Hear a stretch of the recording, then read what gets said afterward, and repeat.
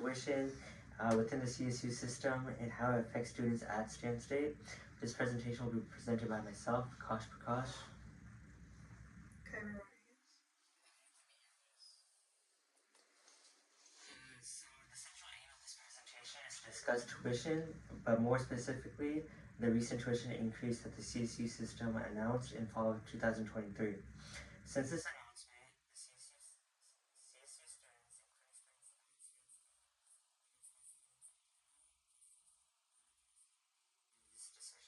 They also claim to be for students improving accessibility for higher education are seen as blatant hypocrites for this decision. In fact, according to CSU's own website, they define student success as, quote, making college more affordable to more Californians. However, in late 2023, the CSU Board of Trustees voted 15-5 to approve of a 6% tuition increase, which highlights just how hypocritical they are. With the already high cost of living, student fees, and non-associated student expenses such as transportation, textbooks, and other expenses, the tuition hike could not have come at a more difficult time for students. Ultimately, if the CSU system truly wants to be the leader of social mobility and promote access to higher education to California residents seeking to invest in their futures, then the issue of tuition must be addressed to the fullest and most serious manner. Without a student-focused way forward, individuals who want to achieve the American dream and live a successful life will be left in the shadows as a result of this tuition increase. In terms of the background, on September 13, 2023, the CSU Board of Trustees voted to increase tuition 6% annually within the next 5 years, starting fall 2024. By the 2028 to 2029 academic school years, the annual tuition for full-time undergraduate students will be about $7,682. Before the tuition increase, the annual tuition was about $5,742. As a result, students will pay about $2,000 more by the time the increase takes full effect. Officials from the CSU system and members of the Board of Trustees have defended this tuition increase because of the $1.5 billion resources, infrastructure-related costs, and resources for faculty. This includes the organization's desire to increase graduation rates, especially for students who come from marginalized communities.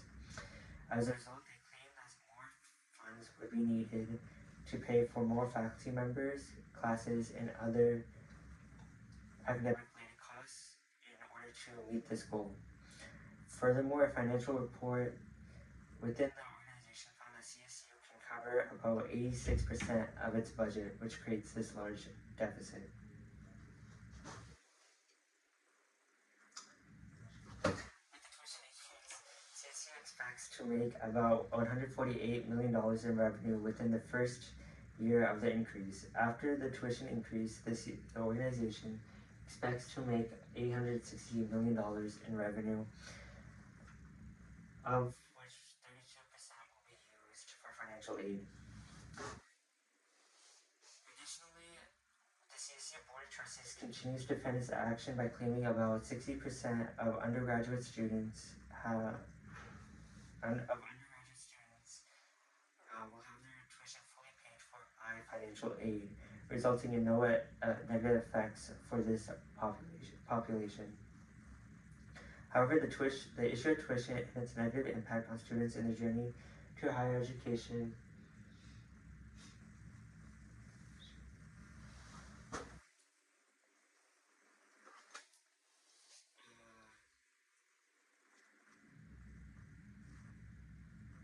However, the issue of tuition and its negative impacts on students and their journey to higher education runs deeper than the recent decision made by the CSU.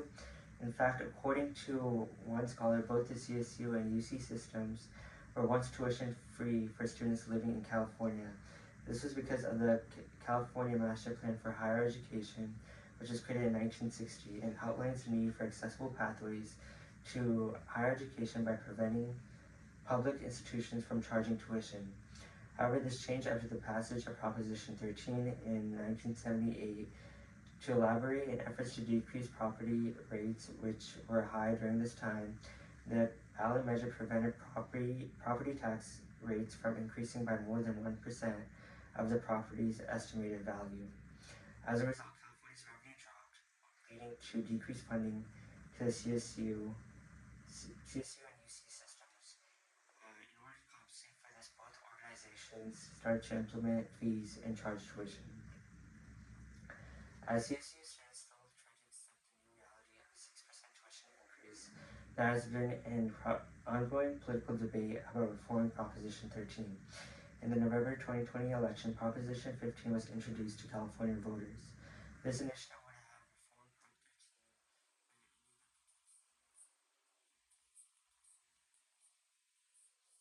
According to an article titled Prop 13 Turns 40, Alan Greenblatt says efforts to reform the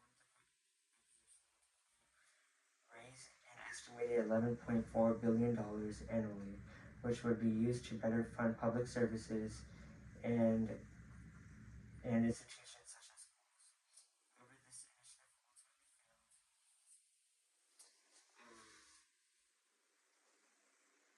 ultimately failed as about 51% of California voters voted against Prop 15.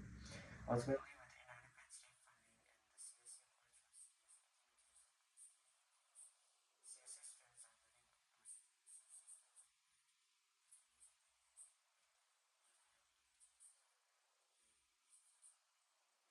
So with that being said, I'll now play a short video of the student body president at CSU East Bay who spoke out against the tuition increase at the Board of Trustees meeting on September 13th, 2023, which is located at Long Beach, California.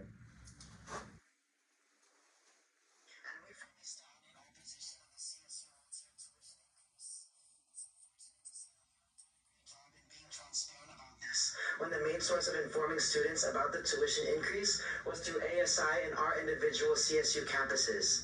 The reason why many of our peers attend Cal State East Bay is because it's one of the cheapest public institutions in the Bay Area.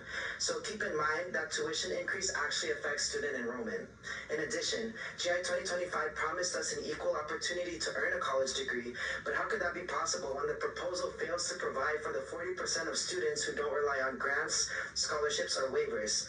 Keep in mind that CSUEB ASI will personally note which trustees genuinely care for the students when they vote for the tuition increase. Thank you.